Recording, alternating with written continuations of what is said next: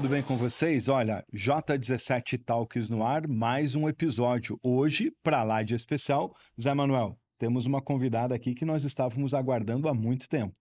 E assuntos de grande densidade. Vamos falar de temas que são importantes para o momento de qualquer empreendedor. Vamos falar de marcas com a Célia Linsingen, que já trabalhou em empresas como Herbarium, Built, Positivo, é professora de pós-graduação e me incentivou a fazer um mestrado e agora está num doutorado, né?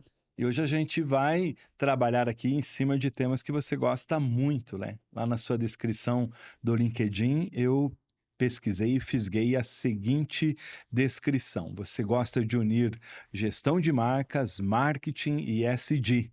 Tem especialidade nesses temas e você tem um olhar, um propósito genuíno no poder transformador da realidade através de empresas, de marcas e negócios. Isso tudo está muito conectado a uma coisa que a gente tem falado muito, propósito, né? Toda certeza, com toda certeza. Então, em primeiro lugar, prazer estar aqui com vocês, meus colegas de The Masters.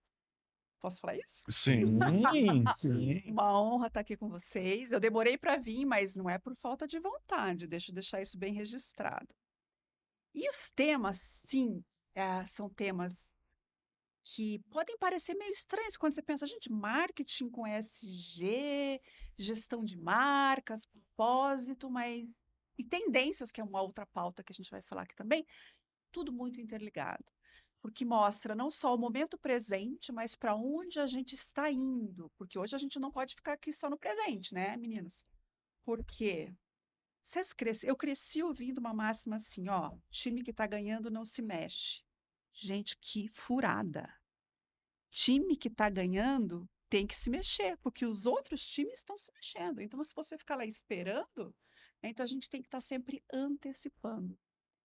E hoje as pessoas e as empresas, elas estão muito conectadas, tanto nas pautas ESG, como nos propósitos genuínos, que é o que a gente vai desenvolver aqui nesse bate-papo. A gente fala muito e você traz uma questão dessa nova sociedade na qual nós estamos vivendo, que é uma sociedade de muito conteúdo, de muito ruído, né? É um termo que você usa aqui, né? Como que as marcas podem se diferenciar de uma forma autêntica nesses tempos tão complicados e diversos? Eu sou de uma época que a gente dizia assim: a propaganda se dá de boca em boca. Então, meu pai consumia num estabelecimento que falava para um amigo. Hoje não é mais nem pelos veículos tradicionais de comunicação. Você faz tudo certinho na sua empresa e no seu negócio.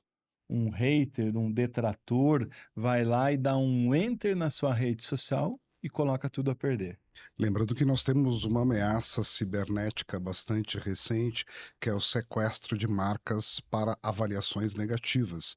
Várias marcas e estabelecimentos, inclusive de pequeno porte, têm recebido ameaças inclusive sofrido chantagens para que paguem, porque senão aquele chantagista, aquele criminoso vai movimentar um exército de pessoas e robôs para deixarem uma estrelinha para você lá no Google, e isso Que acaba com a loucura sua isso, Zé. exatamente, isso acaba com a sua Professora, reputação. Tem de tudo. Bom, então, começando com o ruído, né? Porque hoje a gente tem uma overdose de informações, né? Então, você é impactado por todos os lados e a gente não dá conta e nem deve tentar dar conta, porque senão a gente fica louco, né? E fica infeliz, que é o pior de tudo. Então, uma marca, para ela se sobressair nesse ruído, ela tem que ter muito claro quem ela de fato é, quem ela quer ser. Daí entra a sua identidade, que entram os seus valores. E aqui, por favor, façam parênteses. Valores, não leia-se honestidade, ética e afins, porque isso é uau, muito básico. é obrigação, Pelo né? amor de Deus, quando dá notícia que alguém devolveu uma carteira, eu falo, não, isso não é notícia, não deveria ser notícia. Então, esse é o básico. Então, os valores é o jeito de ser, a cultura, né? Então, a empresa tem que ter uma identidade muito clara. Essa identidade tem que ser manifestada no seu comportamento, nos produtos, nos serviços que ela tem, na coerência, e numa palavra que você falou muito fortemente, que é autenticidade, transparência. Hoje, As pessoas, as marcas, as empresas, elas podem errar, elas não podem mentir. Então, ela pode errar e ser transparente e assumir o seu erro. Ela não vai ser condenada por isso. Agora, se ela mentir, ela está altamente comprometida. Hater, eu fiz um post até sobre isso. Hater também é fã Nascimento, Olha, porque ele se importa muito. Então, veja o que é a característica de um fã. Ele se importa, é relevante para ele tá seguindo. Então, o hater também é fã, mas ele se perdeu aí nesse meio do caminho, né? Então, a gente tem que saber um pouco lidar com e isso. falando sobre mundo digital e já fazendo um merchan, a Célia é uma conteudista de primeira no LinkedIn. Recentemente a gente trouxe o Paulo Fernando Silvestre aqui, que é bárbaro, sensacional, e eu coloco a Célia nessa categoria. Além de que ela tem um podcast onde ela traz dicas de leituras dos livros que ela leu e traz aí livros super atuais. Eu Parabéns, sou viu, um Célia? dos grandes seguidores, fãs e Do consumidores conteúdo. do conteúdo da Célia.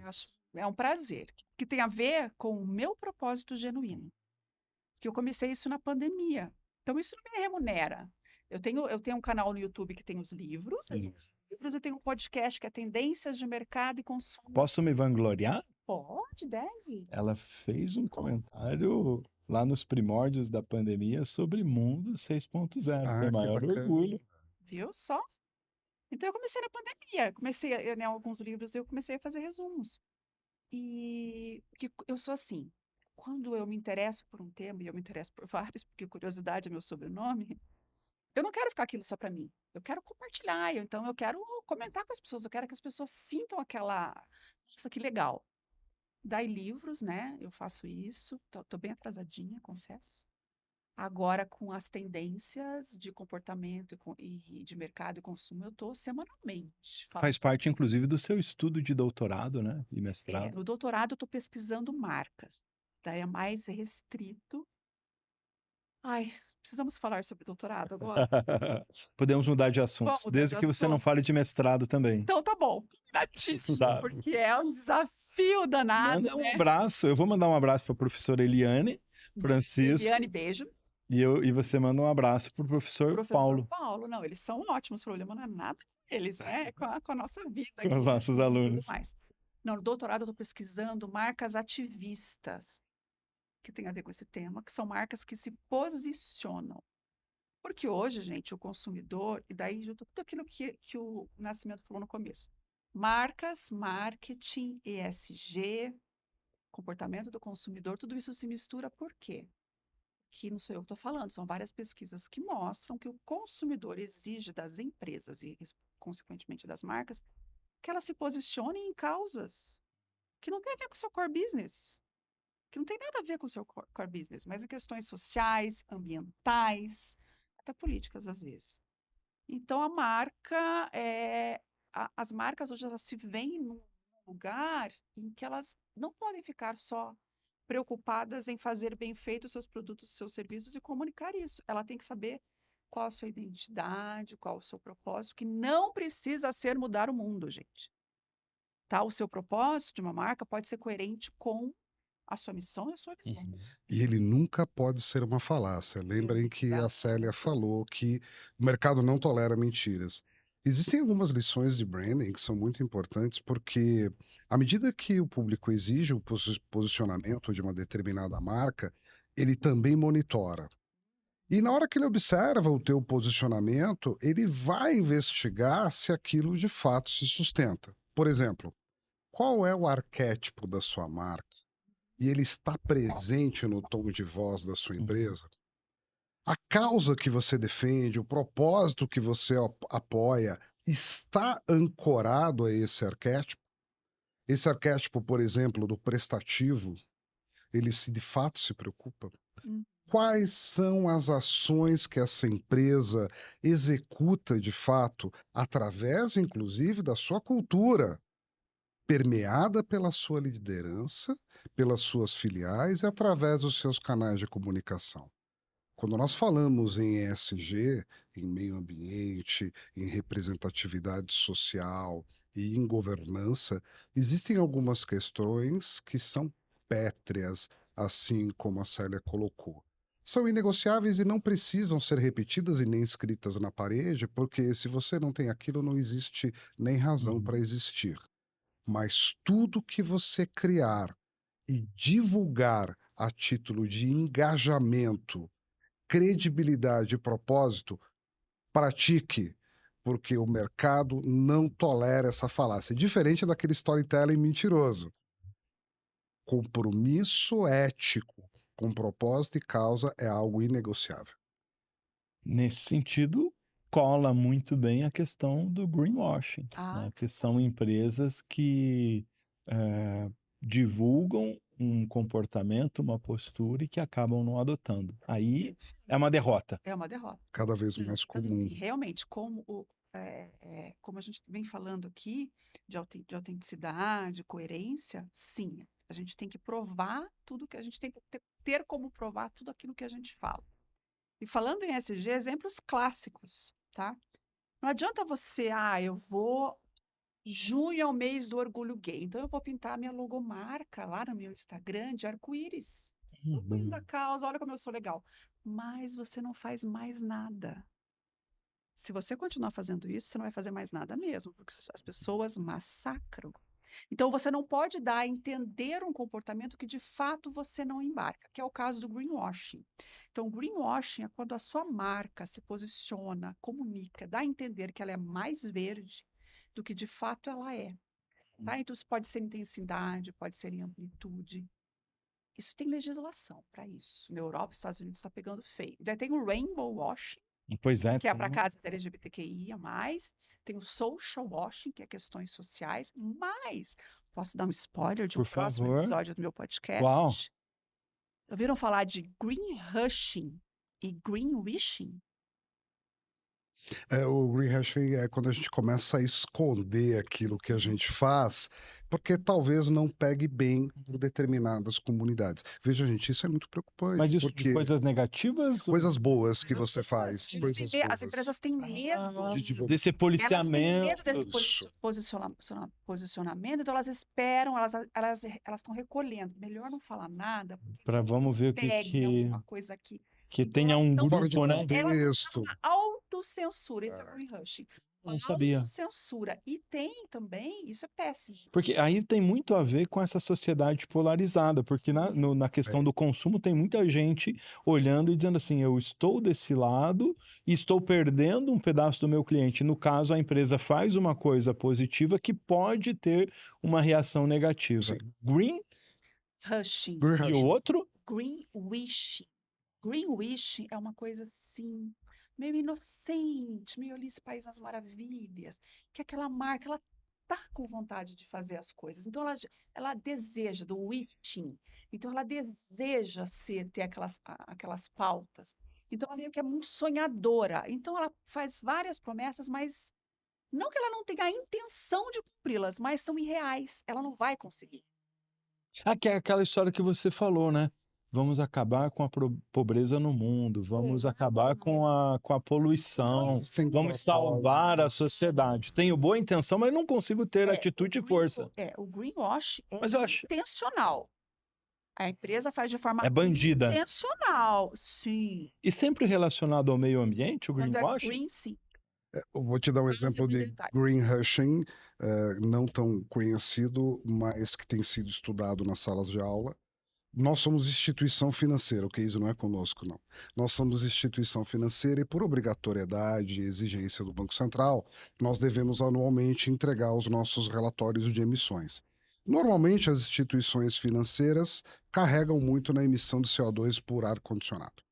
Normalmente, aí, energia elétrica. Serviços, normalmente.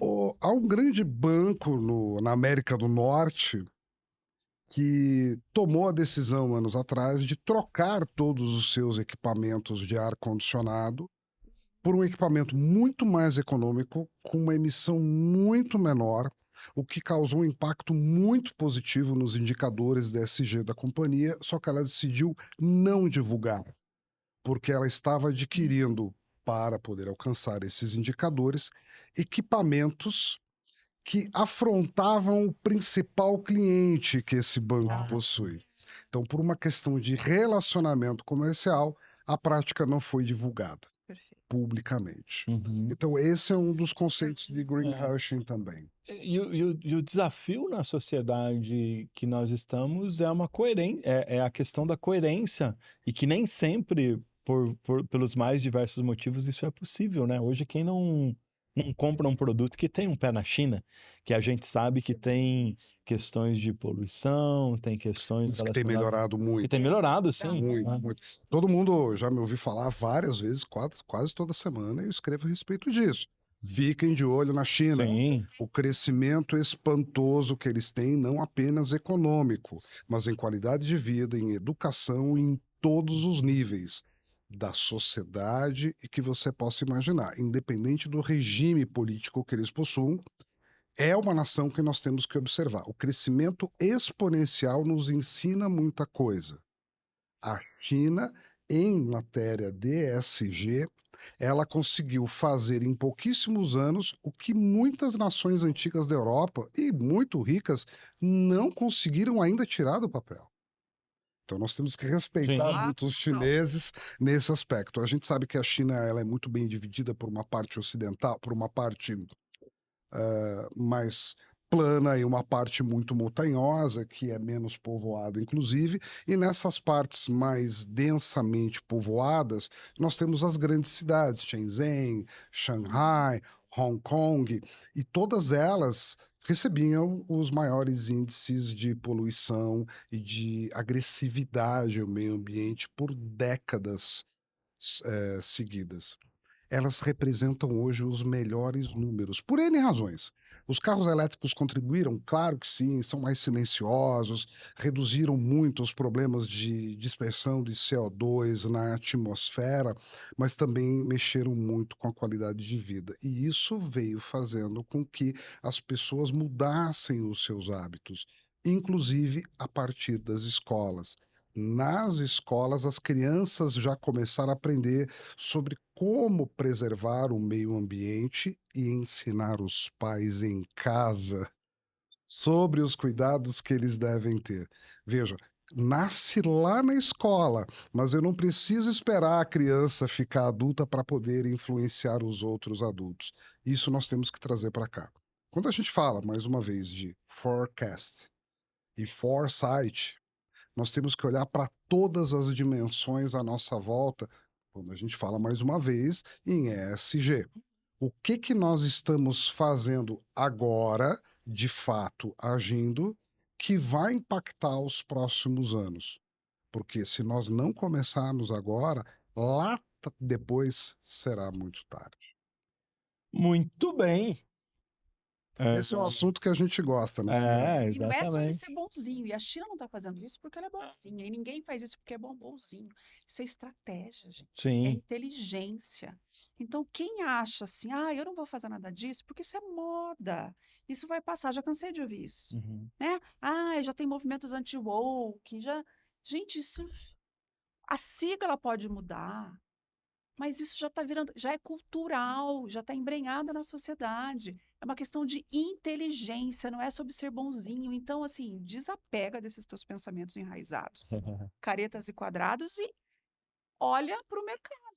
Simples assim. Esse ESG e esse ativismo estão cada vez mais presente nas marcas, nos negócios, nas empresas.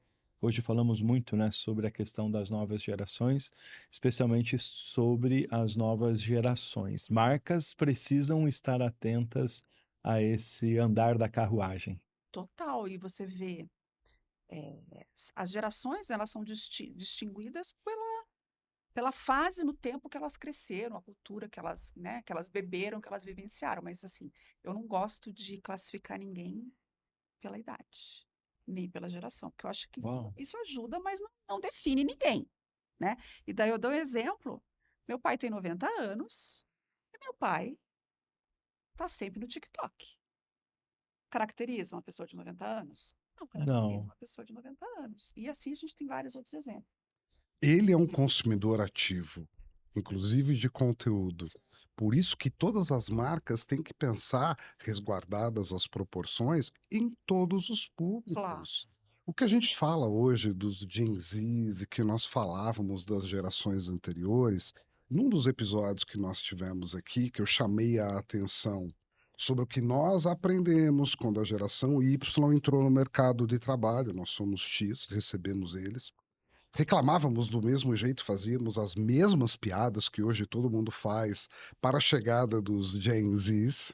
O que que nós aprendemos e implementamos para tornar a entrada dos Gen Z no mercado de trabalho que está acontecendo agora mais palatável? Nada. A Uhum. gente só sabe reclamar. E se você observar pelo menos 5.000 anos para trás, a fotografia é exatamente a mesma. Há relatos da nobreza inglesa reclamando que os jovens só queriam saber de jogar xadrez e não se interessavam por outros assuntos. Hoje, se os jovens jogam xadrez, A gente você... acha o máximo. Ah, Inclusive eu tenho colocado meu filho para fazer aulas de xadrez, mas entre o xadrez e o videogame, o xadrez perdeu. E nas diferentes gerações, em antigos povos, vocês vão encontrar sempre uma geração mais recente, como nós fomos, com hábitos e costumes coletivos que são diferentes das gerações mais bem É, vividas. agora, com o fato de as gerações, as mudanças nas gerações, as gerações estarem mais curtas. uhum. Por quê? Novas tecnologias geram novos hábitos, que geram novas tecnologias, então o comportamento muda muito mais Muito rápido. rápido. Você tem diferença, né, muito maior entre as gerações. Assim, não tem uma diferença tão grande, por exemplo, dos baby boomers. Vamos falar do X para o Y, não tem assim tanta diferença quanto a gente vê depois. O que eu acho mais interessante é a contradição que a gente vê nesses jovens. Então, eu vou só dar um exemplo que eu acho assim, muito, muito, muito interessante. Eles têm um lado muito, vou usar uma expressão geração X, careta, né? Então, por exemplo, eles bebem, consomem menos álcool, Não dirigem? não se interessam por automóveis. O horário permite, eles fazem menos, têm menos interesse sexual. Ah, então, eles têm todas essas características. E, ao mesmo tempo, eles têm uma necessidade assim, de ter Viajar mais? viajar mais, Cuidar da Aprender saúde. mais? saúde, viver da experiência, viver com experiências. Não precisam ter um imóvel como a gente precisava, né? Nada, não ficar muito tempo. Quem casa quer Deus. casa. Agora, assim, o que me preocupa, um outro exemplo que eu acho muito interessante dessa geração é que voltou o pedido formal de namoro. Ah, eles usam Aliança, alianças. então, assim, é uma É anelzinho. verdade. Então, existe um pedido formal de namoro. O casamento agora é um evento, tremendo de Ao ar livre, numa um chácara, pré-wedding, tal. wedding, for-wedding, whatever. Olha, eu não tinha pensado É uma nisso. coisa louca, Interessante. né? Então, eles têm tudo isso, mas, assim, o que eu acho que é o ponto frágil deles é a resiliência. Ah, entendi. Por Eles não quê? têm resistência, não têm couro grosso. Obstáculo, não tem. No trabalho é a grande reclamação, né? A gente teve menos filhos que os nossos pais, a maioria, então você cuida daquele filho, a gente poupa demais, tô falando assim, de maneira geral, né? Se usou que chute, mas quer dar tênis Nike. É isso Pronto. aí. É isso, né? Então a gente protege demais. E assim, pensei nisso na academia. Quando você pega o peso, então, lembra do peso que você pegou na mão? Pegou o peso, você soltou o peso, pegou o celular na mão para ver entre uma série e outra. O celular não fica leve? Então é isso. É. Para você sentir a leveza da vida, você precisa ter o contraponto com o difícil, com o obstáculo, Isso eles com não a têm. conquista. Daí fica tudo flat, daí fica tudo boring, daí fica tédio, daí saúde mental, daí tudo compromete, gente. Uau, você trouxe a questão da saúde mental, que é super preocupante, mas também ela é fruto e efeito da sociedade que nós criamos e trabalhamos nela, né? Em cima disso, quais são as tendências de consumo mais recentes, assim, que você acredita que estão mudando, estão mexendo com setores tradicionais? A gente sabe que você tem um estudo profundo a respeito desses temas, tem acompanhado, né, nas indústrias que você trabalhou. E qual é a sua observação? Para onde nós vamos? Olha, a preocupação com saúde é muito grande. Uhum. As pessoas se deram conta no pós-pandemia que a gente vai morrer e a gente não precisa ficar velhinho para morrer. Então, assim, a gente é mortal. Então, a mortalidade foi jogada na nossa cara e todos os fatores, né? Porque parece que faz muito tempo, mas não faz tanto. Então, saúde ganhou uma outra força. Ela está sendo chamada de bem-estar, é bem-estar social, é bem-estar mental. Aliás, a tendência do futuro, a saúde mental já está perdendo força para a saúde social, tá? Porque as pessoas não se relacionam, trabalho híbrido, trabalho remoto, então a convivência está deixando as pessoas com problemas de saúde social. Então, o bem-estar agora ele é muito mais amplo, não é só academia, ela tem yoga, Pilates está crescendo uma barbaridade. Então, isso permeia Uhum. todos os mercados, não é só o mercado de saúde e de beleza. Então, a longevidade, a preocupação com longevidade está permeando todos os mercados e estimulando e influenciando fortemente as decisões de compra. Por exemplo, o mercado de turismo está sendo modificado por essa preocupação. Então, tem muitos hotéis que as pessoas vão para dormir. Quisera eu poder viajar, pagar um hotel para dormir. Especialidade é sonoterapia. As marcas de luxo, de alto luxo, né, elas estão criando também unidades assim, spas, hotéis para as pessoas descansarem. Então, a saúde plena é o novo luxo. Então, o mercado de luxo está sendo afetado pela saúde. O mercado de turismo está sendo afetado pela saúde. Vários mercados. Então, saúde é um ponto assim extremamente importante. Vamos falar de tecnologia? Obviamente, a inteligência artificial não pode ficar fora, porque ela está mexendo e também transversalmente em todos os mercados, pela agilidade. A gente não sabe os efeitos que ela vai nos causar ainda, da mudança das funções dentro das organizações, né? Dos novos produtos e serviços que estão nascendo aí. A própria área de saúde, a gente consegue ter previsibilidade de patologias, de incidências de doenças, de correlação de tratamentos mais adequados. Então, também vai. Então, para pegar uma coisa de comportamento, a gente tem a preocupação, a saudabilidade em tudo, né? Não é à toa que a Gympass mudou para o Well Hub. Então, assim, a saúde não é só ginástica, a saúde é um hub de bem-estar mais amplo. A inteligência artificial como tecnologia e as pessoas voltando, o que eu acho maravilhoso, a pensar uma vida mais calma, Uau. slow, comer mais devagar, ter mais tempo. Daí Que sentido faz correr tanto se eu correr, é, né? Corro o risco de chegar mais rápido onde eu não quero. exatamente. Não é engraçado? Vocês lembram daquela história do pescador? Que o pescador estava na beira do rio e daí chegou um cara, um multimilionário, e falou assim: quanto você pesca por dia? Ah, tanto. Quanto você vende? Tanto. Mas por que você não põe mais pessoas para pescar para você? Porque daí você ia faturar tanto. Barararã, daí você ia se aposentar. Multiplica o número de barcos, internacionaliza. E vai, né? Depois você vai poder se aposentar e ficar sentado aqui na beira do rio pescando numa boa. Mas eu tô fazendo isso já. Quantos Não é? peixes eu vou comer, né? Então assim, as pessoas trabalham feito loucas para poder pagar a terapia dessa vida estressante que ela tá vivendo. A gente tem que parar para pensar. E eu faço uma coisa de manhã, eu tenho 2 hábitos matinais. A meditação, 15 minutos, e páginas matinais. Eu escrevo livremente 3 páginas ao dia. Nossa. Muito legal isso, uma prática bem legal. E hoje me veio um insight que eu quero escrever, cheio dos spoilers aqui. É, Minimum Life Value. Não tem o produto mínimo viável? Eu quero escrever sobre a vida mínima viável. Porque o que importa é a gente ter amigos, que é o que nos dá saúde, as pessoas que vivem mais tempo nas blue zones do mundo aí, são as que têm convívio social, genuíno, genuíno. autêntico, uma alimentação legal, mas também já vi gente.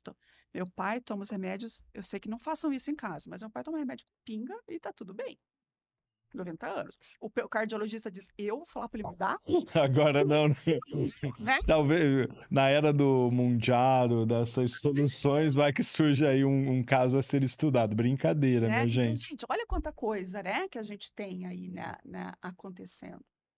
Olha, 2 questões que eu queria te provocar. A primeira delas, a gente quer esse capítulo do mínimo vai Value no Life. Life, no Drones 3, Olha tá? só. O pessoal do Drones Super apoiado. Eu gostou? já tive vários É. insights, Não é? Mas não é bacana a gente que pensar? ele é extremamente importante, Sim. Nascimento, sabe por quê?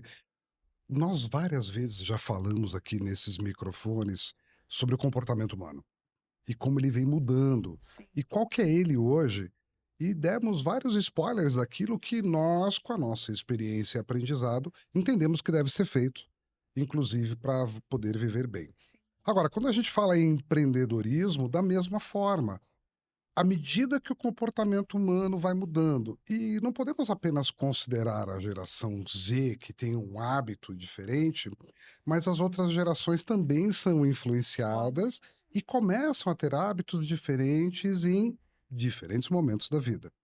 Como é que as marcas vão se manter conectadas com os seus consumidores, atrair novos e, evidentemente, procurar nutrir conexões com. Eu vou extrapolar aqui para alcançar públicos que ela jamais poderia alcançar. Uhum. Nós estamos vendo marcas mudarem radicalmente o seu perfil de produtos e de oferta por uma questão econômica. Mas nós já conversamos, inclusive, agora há pouco, que o lucro não se sustenta se ele não estiver apoiado numa Não. causa e num propósito. É impossível desconectar, posto isto tudo, marketing da ESG. Uhum. Existe uma coisa dentro do ESG que a gente estuda nos cursos de governança, discute em mesas de conselho, eu leio diariamente sobre isso, que é sustentabilidade. E a sustentabilidade envolve principalmente a responsabilidade das empresas para com o meio ambiente e, consequentemente, com as pessoas, inclusive nas relações de consumo. Isso é muito importante. E aí, falando mais uma vez de foresight, o que nós estamos discutindo agora gerará um impacto extremamente significativo nos seus hábitos de consumo e no seu bolso daqui a 5 anos. Como é que você, empresário, está se programando para adequar o seu portfólio de produtos e ofertas, o seu atendimento, a forma de contratação dos seus colaboradores, de meritocracia e, inclusive, de comunidades no entorno do relacionamento entre os seus clientes e os seus colaboradores? Dentro do SG, eu consegui, são poucos os casos, mas eu consegui estudar alguns casos de uma rede de hotéis norte-americana, de uma companhia aérea europeia, que gerou relacionamentos de comunidade entre consumidores e colaboradores, companhias com grandes números de funcionários que entenderam que apenas aquele seja bem-vindo, um bom dia, eu vou te servir, não é mais suficiente, mas eu também não serei seu amigo. Entender o perfil daquele consumidor e proporcionar uma experiência de atendimento através de um colaborador que gere match tem se tornado uma experiência de ouro. As comunidades de negócio têm se tornado realidade. Para os próximos 5, 10 anos, o empresário que está nos ouvindo, terminando esse episódio, vai estudar isso no Google. Cria uma comunidade. E o que é importante para costurar o que a gente vem falando aqui. Como que a gente vai atingir essas pessoas? Não é pelo gênero, não é pela idade, não é para a classe econômica. Você tem que destinar teu produto, teu serviço e a sua marca para o estilo de vida da pessoa, o que ela gosta, o que é relevante, o comportamento e o que ela quer da vida dela, o propósito e as causas dela. Não importa se é Maria, se é João, se tem 30, se tem 40. Isso não define mais ninguém. Antigamente a gente segmentava o público-alvo e começava idade, gênero, classe econômica. Hoje isso é muito pouco relevante. Ele pode até fazer parte de uma configuração, mas ele não demonstra. É só você fechar o olho agora e parar para pensar. Pense em 3 mulheres de 40 anos que você conhece. Pensou? Viu como elas são diferentes? Então, como que você vai direcionar um produto para elas? Uhum. Tá? Então, você tem que pensar nisso. E eu quero falar por que marketing e ESG são tão próximos. As pessoas confundem o que é marketing. Marketing não é sinônimo de propaganda nem de comunicação. Eles estão contidos dentro do marketing. A Associação Americana de Marketing diz o seguinte: marketing é criação, comunicação, entrega e troca de valor. Ou seja, marketing começa quando você cria um produto ou um serviço. E é isso que você tem que fazer agora, empresário, né? A tua grande deixa aqui. Você tem que pensar, você tem que criar o valor. Então, você tem, desde a tua ideia original, você já tem que pensar nos comportamentos que estão surgindo agora. Para daqui a 2, 3 anos, quando aquilo tiver manifesto, você já tem teu produto, teu serviço, ok? Segura aí. E marketing, na definição de marketing, é tudo isso de valor, mas não é só para o consumidor final, como todo mundo erroneamente acha. É para o consumidor, para o cliente, para os stakeholders e para a sociedade. Ou seja, igualzinho a ESG. E marketing, já pararam para pensar na palavra marketing? É mercado em movimento, ING do gerúndio. Isso que é marketing, né? E o mercado hoje só vai se movimentar se ele tiver causa, se ele tiver propósito, mas muito mais que isso, se ele tiver práticas comprovadas e comunicadas de forma fiel, transparente e autêntica. Nem mais, nem menos.